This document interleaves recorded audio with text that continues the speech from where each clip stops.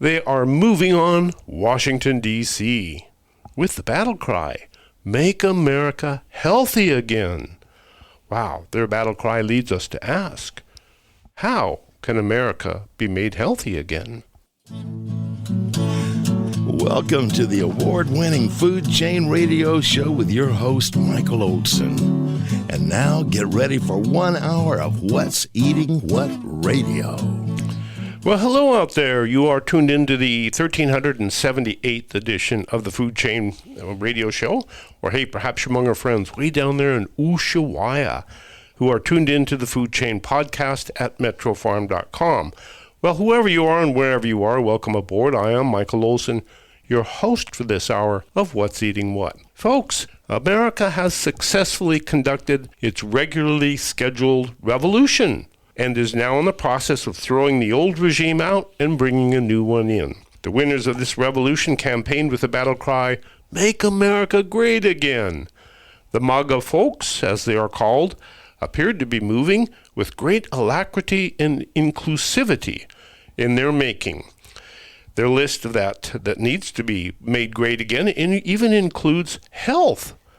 And get this, they appointed the former princeling of the losing party to make America healthy again. Yes, President-elect Donald Trump has appointed Robert Kennedy Jr. to be his Secretary of Health and Human Services. Kennedy's Make America Healthy Again agenda is said to focus on combating chronic diseases, reducing corporate influence on health policy, and overhauling healthcare systems. Wow. His initiative even includes reforming the nation's food chain. And that leads us to ask, how will Robert Kennedy Jr. and his MAHA movement reform how we eat? Well, who better to ask than my good friend and fellow revolutionary, David Blume, farmer at Whiskey Hill Farm in Freedom, California, author of Alcohol Can Be a Gas, proprietor of Blume Distillation, and now candidate to be Robert Kennedy Jr.'s what? Food and Energy Coordinator. Food and Energy Coordinator. Wow. That's a pretty big deal. Well, yes, it is, because what we're really talking about doing is taking the revolution into Washington, D.C., and actually making changes in policies that we've needed to do for 60 years. And why did Robert Kennedy Jr. call David Blume up and say, hey, you're a candidate? Well, a lot of people called him and put my name in the hat, and the reason has to do with Robert Kennedy taking some really, really, we think, common sense positions other people say are radical. And he just, decided that maybe people being poisoned by eating their food was not good for the health of the country. I mean, I know that's such a radical thought, but oh my gosh, is he getting attacked for his proposals? I mean, just blizzards of scathing criticism of him from the established agricultural community. Well, one would expect that would happen anytime you try to change something that's been so thoroughly ingrained in our way of doing things. You're going to catch some flack. And I'm happy that your name is on the table because you're a very good revolutionary and you think like a very good revolutionary. So we're bound to come up with some interesting things, and they're bound to take some flack, right? Oh, yeah. Well, I have a good flak jacket. I've been putting up with that most of my life, being a little ahead of the traditional thinking and always coming up with new solutions that are elegant, ecological, and make sense, and are profitable on top of it. On top of it. Amen. New way of thinking for America's agriculture. Well, a quick thumbnail, David Blume, Whiskey Hill Farm. Well, Whiskey Hill Farms is right here in Watsonville, California, which is the salad bowl of the United States. We grow most of the... Isn't it in Freedom? Well, technically, we are in Freedom. That's correct. And I like to say I live in freedom every day, So it goes with my radical point of view about agriculture, which is, food ought to be healthy and we ought to grow it in the way it would work in nature in a really good environment, and teaching farmers how to do the things I do, even on grants from the USDA, which in the past would have never been the case. But there is some light, finding its way into that dark, smoky room of chemical agriculture. Yeah, well, I like to think of it as industrialized agriculture, where you take people out of it and put machines and chemicals in it, and take the biology out of the soil and replace it with inert substances. I wish they were inert, but they're usually not. extremely poisonous. But I'm really a fan of digital agriculture. I'm holding up my 10 digits in front of There you, you Michael, go. because, small farming is actually the rule rather than the exception around the world. I'll give you the numbers. 525,000 farms around the world. 500,000 of them are under 2 acres. Amen. Farmers of 40 centuries, as F.H. King put it many years ago. How do you farm one place for 40 centuries and still be able to take out of the soil? By putting things back in the soil, right? You're absolutely right, Michael. And, some time ago, I was out there at Rodale in the eastern part of the United States, and somebody was talking about this new word, sustainable agriculture. And we were sitting around the table drinking, well, maybe it was called sustainable beer, I can't remember. But at any rate, we were talking about this stupid word. And sustainable? Yes, sustainable. So I relatively recently, taught a permaculture course on the Blackfoot Indian Nation, well, I guess you call them reservations. Ooh, up by Whitefish country? Browning. Browning, okay, Yeah. on the other side of the hill. That's right. And so, the medicine elder who invited me to teach there, he was introducing himself to the class, and he said, this sustainable ag thing I've been hearing about, I don't quite understand it. Can someone tell me what that means? And this one perky co-ed stands up and says, well, Mr. Fish, this is about making sure that people in 7 generations have the same level of resources we have today. Wilbert, he scratches his chin and he says, well, I think that's a really great idea, but when are you white people going to fix all the stuff you screwed up? And his point was that sustainable agriculture means don't let things get any worse than they are today. Yeah. That's now regenerative agriculture is building it back. That's right. With every crop, with every act, we heal and rebuild and amplify, make more productive the food production that we're doing.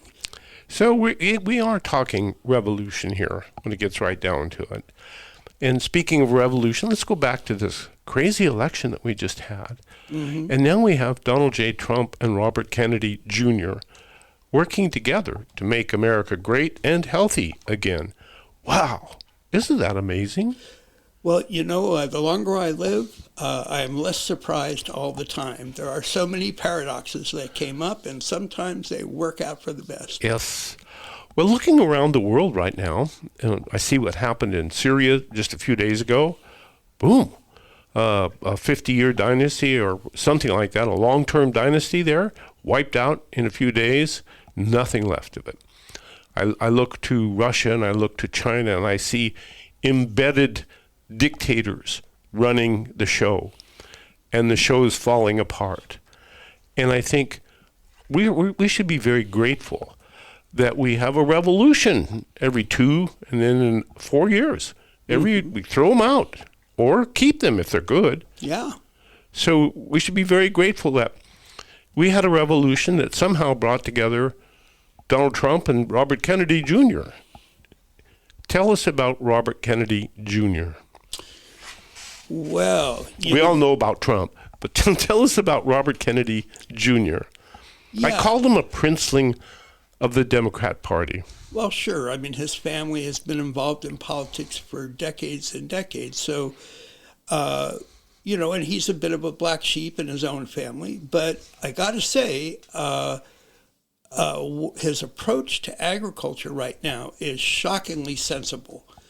What he's saying is a lot of the chronic disease we have is due to the way we have been farming and the way we make food.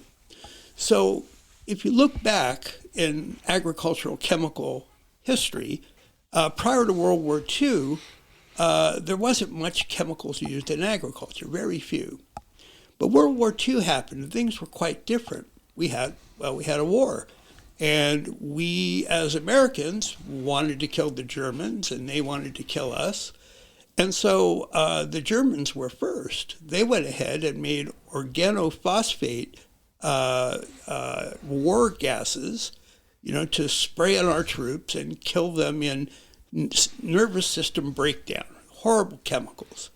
Well, we came in with our own version, the chlorinated hydrocarbons, and we sprayed that on the Germans, and it killed their troops. Now, no one really wants to use the terms that are true, which is chemical warfare, is what both sides were using. So here we are using two chemicals meant to kill people. And now, at the end of World War II, the companies that were making a fortune making these chemicals, IG Farben in Germany and Dow and all the big DuPont, all the guys here, they all said, hey, can we keep making this stuff? It kills bugs really well. So, it does kill bugs. But do you want to spray on your food stuff meant to kill people and tell us that it's safe? And Robert Kennedy is saying that kind of thinking has got to end. Wow, that's a revolutionary thought, because you're going up against very big money. Not only that, but you're going up against an agriculture that has become accustomed to not using their 10 digits. That's correct. To grow food, but instead using their equipment and their chemicals. And makes it pretty easy for them. When it gets right down to it, one farmer can now grow 10,000 acres of corn with no weeds, no bugs. All you have to do is use chemical warfare, right? Yes, and nature keeps fighting back and winning, so you have to use more and more chemicals. Because you keep more and more. So there's the cycle that we are in, and it's a cycle that Robert Kennedy Jr. says is making us sick, and making us sick in a very long-term way. Short-term, long-term, every which way, and even changing things about our society. Some of those trends we can talk about in more detail. And we will right after this break that we're coming up against. But we are talking revolution. Yes, with a necessary one. With David Blume, who is a candidate for Robert Kennedy Jr.'s new effort to make America healthy again by changing the way we grow our food and process our food and eat our food. Major deal. That is making America healthy again. This is The Food Chain. We will be right back after this brief time out. So do not go away. It's going to get really interesting. Holiday Lights at the Santa Cruz County Fairgrounds. Open every Friday, Saturday, and Sunday night through December 24th, with special bonus nights December 23 and 24. There's giant trees, packages, reindeer, Santa's toy shop, a lighted tunnel, an enchanted forest, and more on this 3/4-mile drive through the fairgrounds. Tickets available at fairgrounds-foundation.org and at the gate. Enjoy the magic of Holiday Lights. Ho, ho, ho! Get hooked up with affordable cannabis at the locally owned Hook Outlet. The Hook is a friendly neighborhood outlet where everybody above the age of 21 can have access to the best cannabis products for the best prices in the county. Get friendly local service and great prices in person and online at the Hook Outlets in Capitola and Watsonville. Order online at hookoutlet.com and pick up 9 to 9, 7 days a week. Get hooked up at the locally owned Hook Outlet. When you need help escaping from an abusive relationship, Call on the Angel. Hello, I am Attorney Angel Hess, and I am ready to help you. Whether you or a loved one needs legal protection from an abusive spouse, cohabitant, or neighbor, I will help you. I have over 7 years' experience working as a lawyer protecting others from abusive relationships. Stop the abuse now. Call on the Angel, Attorney Angel L. Hess at santacruzlegal.net. Experience the extraordinary. Travel with Shen Yun to discover 5,000 years of wisdom, beauty, drama, and humor live on stage. You're not just watching a performance. You are witnessing a culture reborn. Come see what the modern world has never seen. The beauty and wonder of China before communism. Coming to San Francisco, San Jose, and Berkeley, starting on December 26th. Shenyun.com/CA. SHENYUN.com/CA. I'm proud to have served this country. Helping veterans is something all Americans can participate in, and it's as simple as donating an old car that you have sitting around. Call the Veteran Card Donation Program right now. They'll come and pick your car up for free, and you get a tax deduction in the process. Call 800-640-9509. 800-640-9509.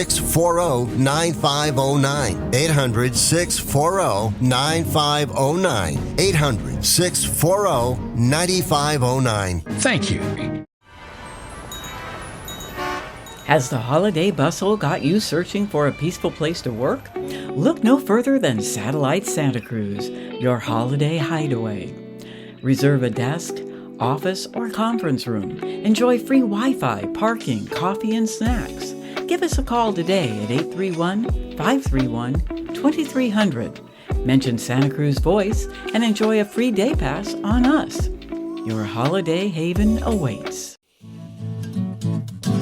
And now, back to What's Eating What on the Food Chain with Michael Olson. Welcome back. This is the Food Chain Radio program and podcast. I am Michael Olson, and I am with David Blume, my longtime friend. Boy, we've been talking on the radio a long time when it gets right down to it. Might be 20 years by now, Michael. Here we are. And so we're both revolutionary thinkers of sort about agriculture. Both of us kind of focusing on a different way of growing our food. And it's a way that is not new. It's the way we've always done it. And the consequences of the way we've been doing it the last 60 years, are coming to haunt us at this point. You know, you and I were just talking about pesticides, for instance, and how they were used as war gases. Chemical warfare, yes. Yeah, so we still are committing chemical warfare against the bugs, right? So we use 1 billion pounds of pesticides a year in the United States. That's 3 pounds for every American. That's a lot of poison, okay? So it ends up in our water, it ends up in our food, and, there's 2 ways that pesticides affect human beings and also other animals. One is they're directly poisonous, like it was in World War II. So kill people, kill bugs. Exactly. So the amount of chemicals it takes to kill you is, vanishingly small. It's in 1/2 of a milligram per kilogram. Well, that's a scientific term, of course. But what that equals is a vanishingly small amount of these chemicals. If you ingest it, it's in your body, it's reacting with all your body systems, and you can be killed within hours, from a dose of slightly more pesticide than anyone intended. But pesticides don't stay where you put them. No one sits there and paints a plant with liquid pesticides. They spray it, from tractors, and, wind happens, and it can be miles of drifting. And then you breathe some in, and all of a sudden, you could have a lot of problems, like with breathing and your heart stopping and all that good stuff. But poisons like this are more insidious. I remember giving a lecture and talking about the effect of pesticides on the nervous system. And one of the things it does is it mimics multiple sclerosis. So if you have a nerve going through your body, it's carrying electricity. But just like any wire, there's insulation around that wire so that the electricity doesn't go wild any which direction. What pesticides do is they peel back that insulation, and so now there can be sparking between nerves, and all of a sudden that ends up being convulsions and you die. And during this lecture, here was the thing. One person stood up and said, I got to tell you, I'm at the bottom of a valley with agriculture on both sides, and 8 people in the 2-mile stretch of my road have multiple sclerosis, they say. There you are. And of course it wasn't. It was pesticide poisoning. Mm-hmm. And you see it in the animal populations, wild animals. Is it safe to say that with 1 billion pounds of pesticides applied to our country every year, that we are simply infused with chemicals that can kill us? Well, they do. They do kill us. Now, the other way that they kill people is all in the numbers. In other words, before World War II, the number of people who would get, for instance, breast cancer, very small number. But since World War II, that has skyrocketed to become an enormously common, malady that people suffer. And that has to do with the fact that most of these pesticides are what we call estrogenic compounds. They act like estrogen. So in the case of breast cancer, if you get too much estrogen, it causes breast tissue to become cancerous. It mutates the cells because we're not supposed to have that much estrogen in our system. There was something that happened at the start of the... I think glyphosate is a great example of that as well. Oh my gosh, glyphosate meaning Roundup, Right. I'll get back to it in just a second, Michael, Sure. because I have a special place in my heart for attacking glyphosate. But we might remember that right at the start of the wave of changing abortion rights, and there was a girl in Illinois who had been raped by her father and was pregnant, and she couldn't get an abortion in the city that she was in. She had to go across state lines to get that, and that's what the story was about. But the story should have been about the fact that she was only 10 years old and she was pregnant. And no one picked up on that. And so think about this. Precocious puberty. Yes, and most of us would say, oh no, girls don't start becoming fertile until they're 12 or 13. That's been the conventional wisdom ever since I've been a kid. Here's a girl who's 10 years old and she was pregnant. That should have been the story, not that about abortion or non-abortion. It was about the fact that the food she was eating caused her, because so much estrogen was entering her bloodstream, that she became fertile years earlier than she should have. So that is the start of what estrogenic chemicals mean. Now, if you're talking about males, and a lot of us have issues with this around the world. In Norway, they have a real health system, national health system. They keep really good statistics. So they're noticing that the need to go to fertility clinics. Sperm counts. Yeah. You got it, Michael.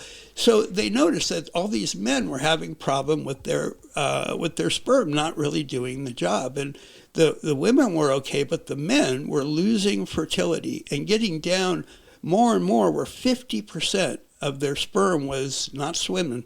Okay, yep. So the deal with that is that is an effect of estrogenic chemicals, because you're getting female hormone damaging the testes in men. So these subtle things are not so subtle when you start looking at the numbers. Now, people said, the oil company said, oh, no, it's got to be something else. Maybe they smoke cigarettes, or maybe they drink too much. That must be what's killing their sperm. So the Norwegians thought about that for a second, because what the oil companies were saying, you don't have a control group of people who don't have pesticides and show that their sperm is good. Well, the Norwegians thought about that for a minute, and they said, oh, we do have a control group. They had 24 organic farmers in Norway, and they tested those guys' sperm, 100%. So we did have a control group. Wow. And there we are. Well, I think it's evident to everybody, even those who sell the pesticides, that it's tough on life to inculcate these poisons into our bodies, into our environment. Okay. That's a lot of money. Oh, billions. Robert Billions and billions. Kennedy Jr. and his team, which might be you, David Blume. I'd like to be there doing it. Now, you're going to go up against an entrenched industry, and in both in the chemicals, but also in agriculture. So how do we do this?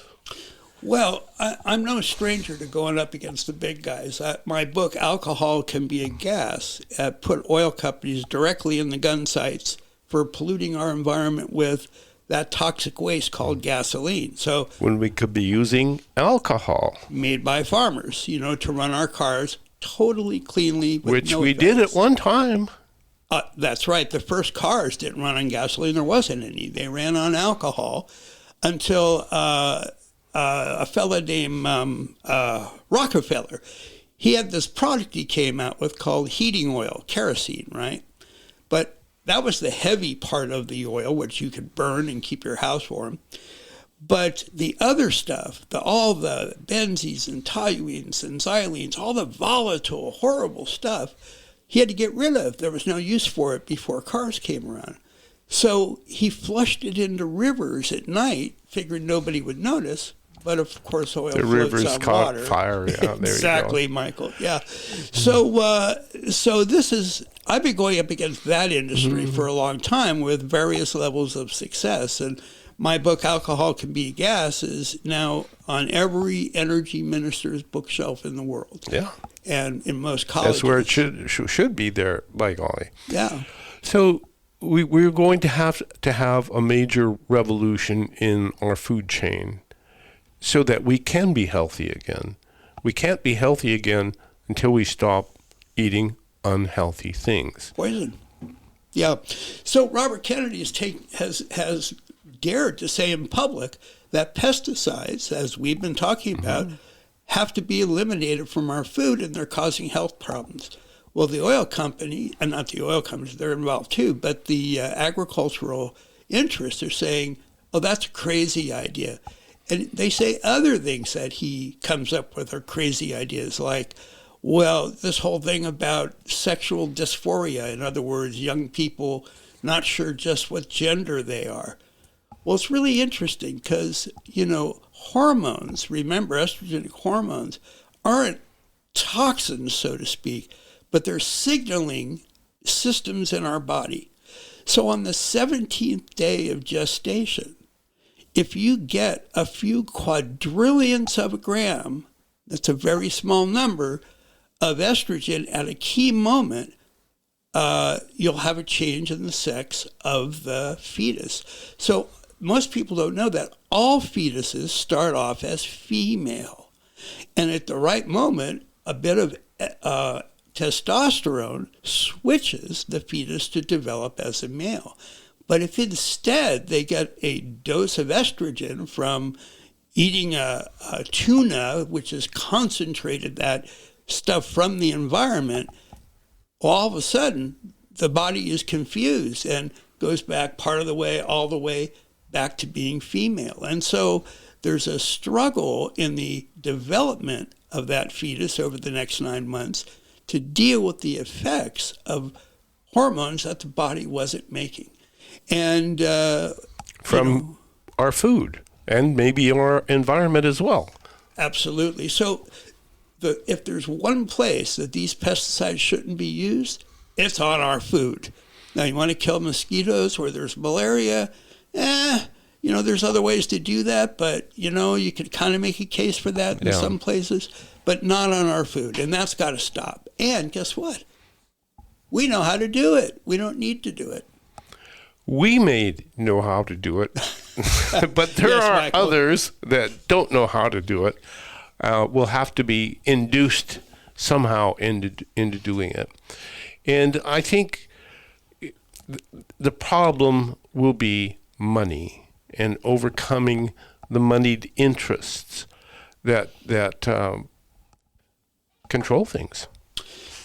That's part of it, but the other part is there's been such a preaching of the chemical way of doing agriculture as the modern, efficient way that around the world people are been propagandized into thinking that might be true. But it's not impossible to change because, as you know, Michael, there's 525,000 farms in the world. That's a lot of farms. That's a lot of farms. But 500,000 of those farms are only 2 acres or less. And they feed people who are relatively close to them, so they don't have to travel great distances to get their food from 2 acres, right? That's right. Yeah, so they have to be close. So who are these other 25,000 big farms? Well, what are they growing? Well, in America, they grow corn, and they grow soybeans. And when was the last time you ate corn?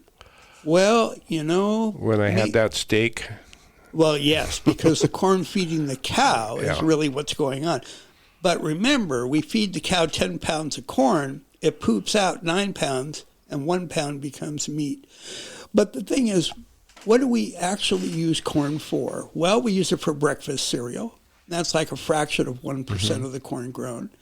And then the other thing we use it for is making whiskey. And I do argue that that is food.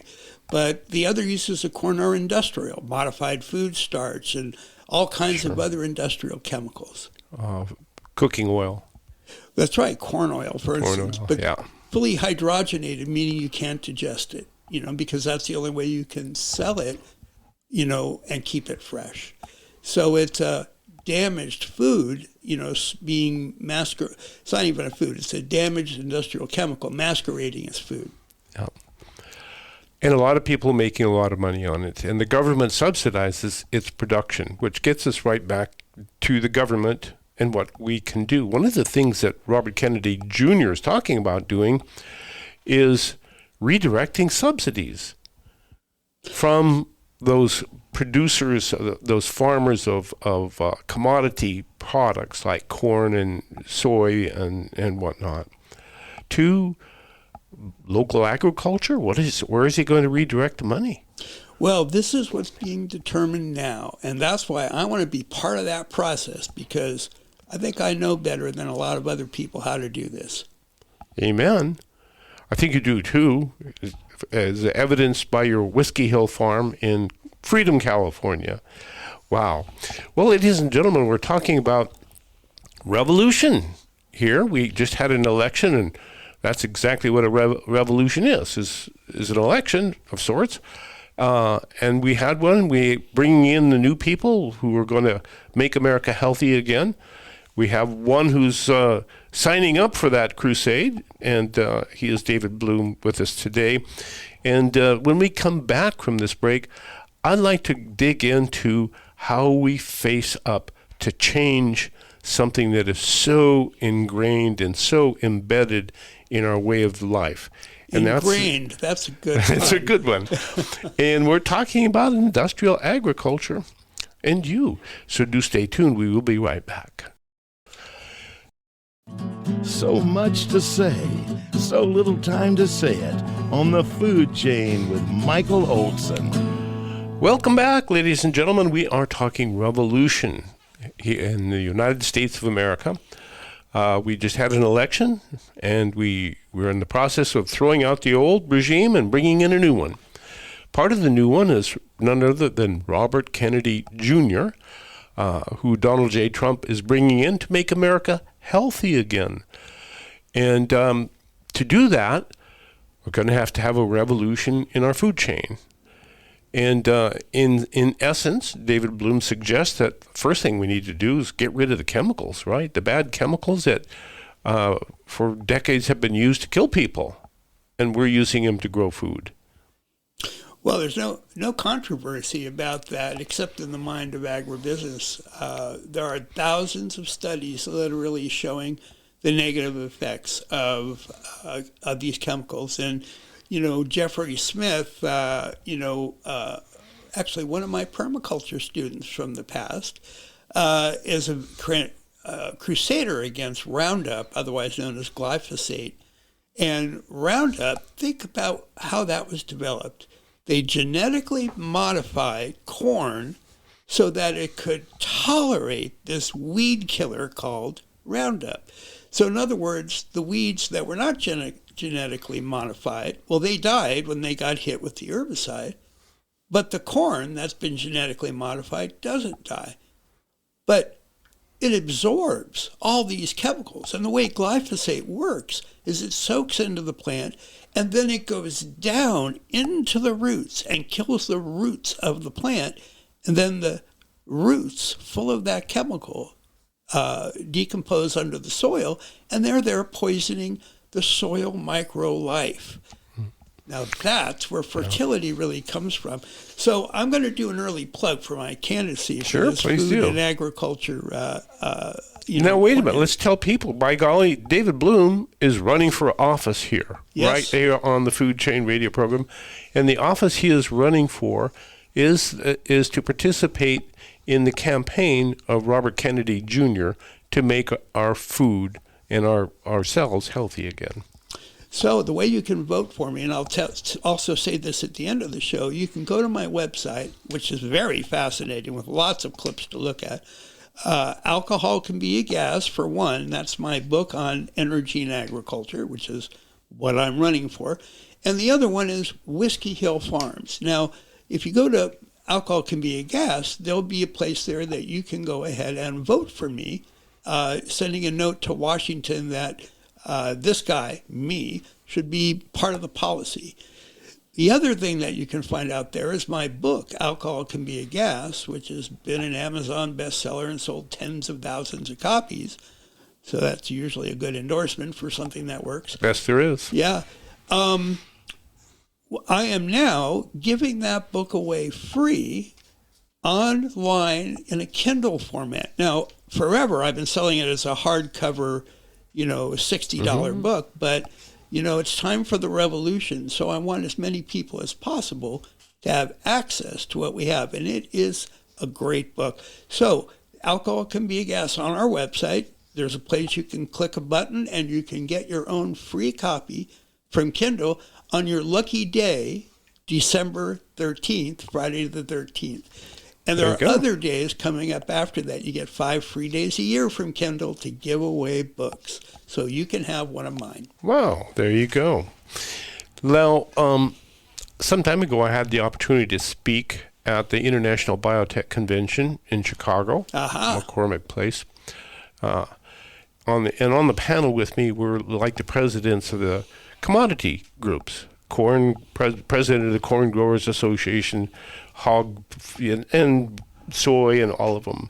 And somehow me, which was, I don't know how that happened, David, but there I was.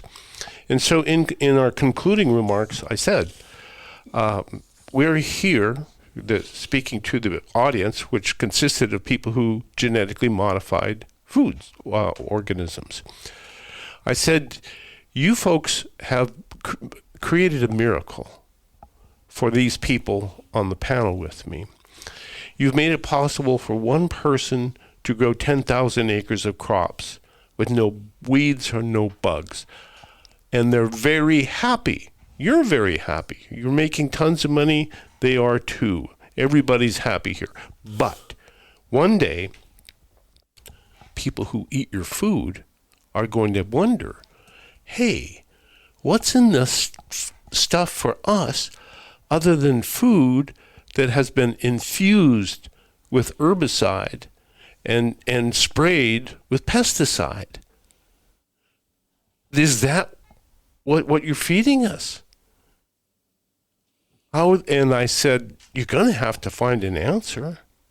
What are you going to tell them? Well, one of the ways to tell them is you sue them into the ground. And right now, the makers of, which is no longer Monsanto, it's now Bayer. They're losing billions of dollars in lawsuits due to glyphosate, and that's kept very quiet. And they're still making glyphosate and still selling it. That's right. But let's talk about the positive side of this, because how do you deal with bugs? Well, on 10,000 acres of corn, you could even there do something about it. But on my farm, what do? Because I use no poisons, even so-called organic pesticides that are considered safe for humans. So what I do is I look at bugs as a surplus. If I have too many bugs, I have a surplus of bugs. And as an ecologist, I always work with surpluses and shortages to figure out how to balance an ecological system. So when I first moved into my farm, it had been, abused terribly by chemical farmers for a whole generation before I got in, and the place was loaded with bugs.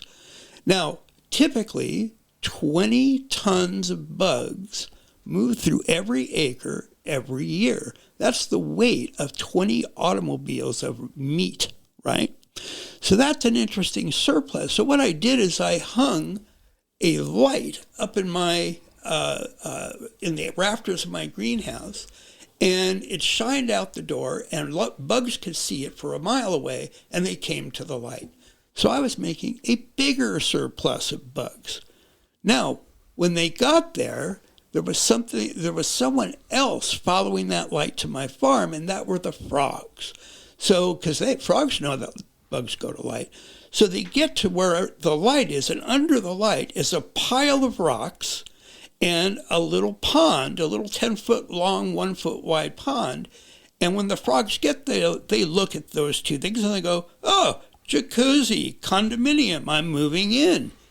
So each female frog can lay up to 700 eggs. And so suddenly these ponds are like thick with frog eggs. And then there's little frog tadpoles. And then there's little frogs with baby little feet. And then at one point, they all jump out of the pond at the same time out of instinct, because the idea is if we all jump at once, the predators can't get all of us, So those frogs go out of my greenhouse, and they work at night shift, and each one of them eats 167 bugs a night. And these frogs are only a little bigger than my thumb. They're not giant bullfrogs.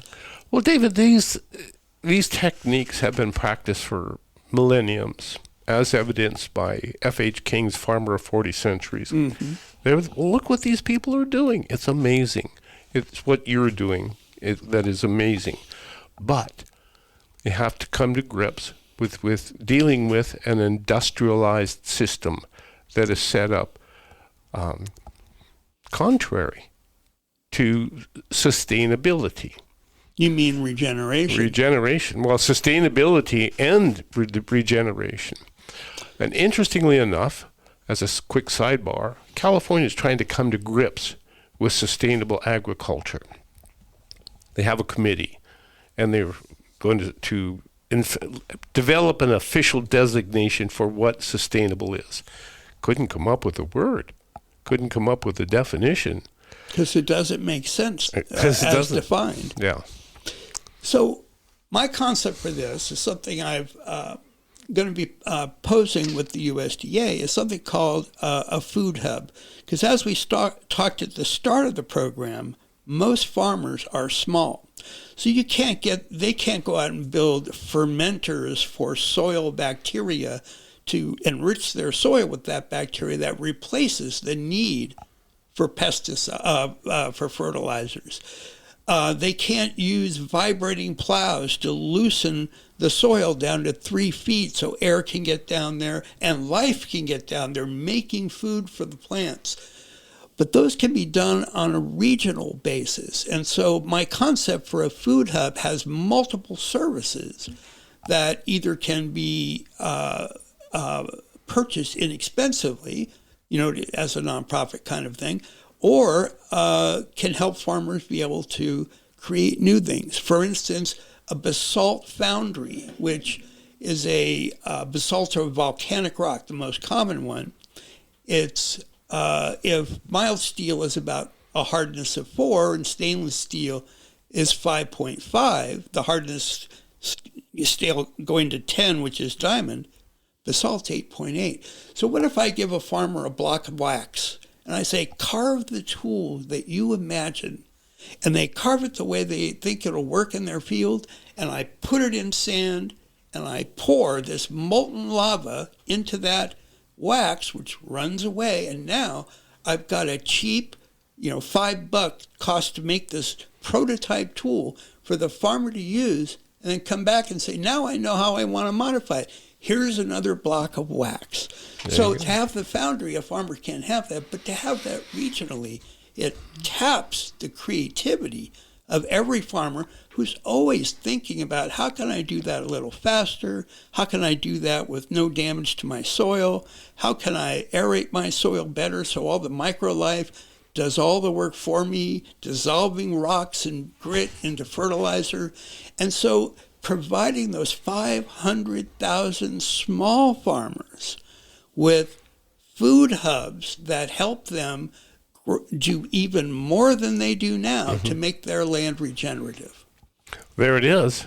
You have to figure out how to make it regenerative, sustainable, organic, but it also has to be profitable. Otherwise, they go away like your frogs.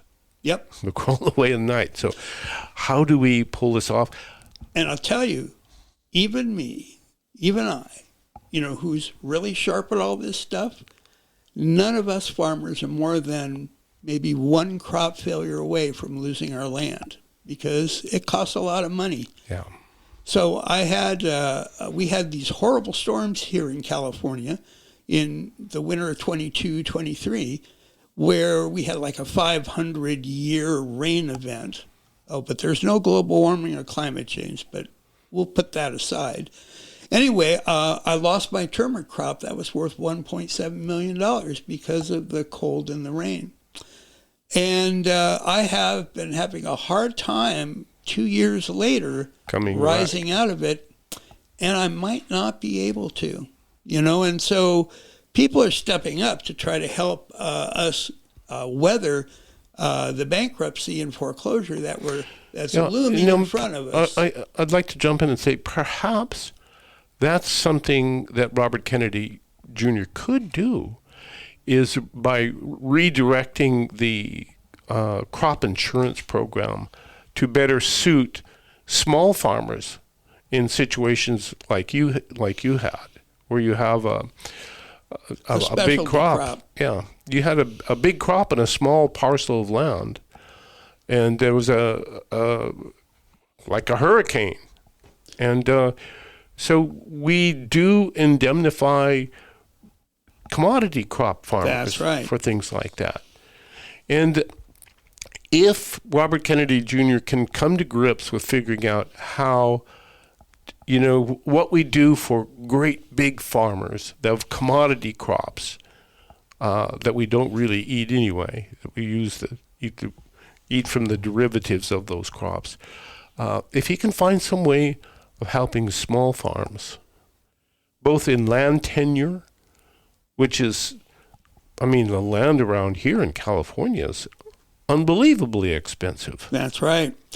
And yet, farm trusts exist, and that's our strategy for passing through our crisis, is pulling together a consortium of interests that will help us relieve us of the mortgages and then put the land permanently into a land trust where no one can speculate on it. I couldn't sell it, no one else could sell it, and it would be there for regenerative agriculture forever. And we're doing a lot of land trusts now, so perhaps that's something that Robert Kennedy Jr. could look at. Also, I think of concern to me is how distribution has been altered by the failure to enforce the Robinson-Patman Act of 1936.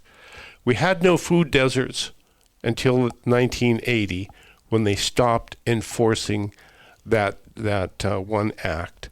But there's so much that can be done. Well, you should explain to people briefly what I that only act have is. 1 minute left. Oh, okay. I'll save that for another show. It's another show, and it's an incredible story. The story of how we manufactured food deserts here in the United States, everywhere.